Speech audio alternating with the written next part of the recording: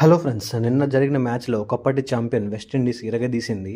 అసలు స్టార్టింగ్‌లో తొందరగానే వికెట్లు కోల్పోయినా గానీ, మిడిల్ ఆర్డర్‌లో షఫిన్ రుదర్ఫర్డ్ ఎక్సలెంట్‌గా ఆడాడు. చివర్లో జాసన్ హోల్డర్ కూడా సిక్స్‌లు కొట్టాడు. మధ్యలో రోస్టన్ చేస్ అండ్ హెట్మెర్ కూడా సహకారం అందించడంతో 20 ఓవర్స్‌లో 196 రన్ చేశారు. బౌలర్‌లో ఆదిల్ రషీద్ ఒక్కడే చాలా బాగా బౌలింగ్ చేశాడు. చాలా ఎకానమిక్‌గా బౌలింగ్ చేశాడు.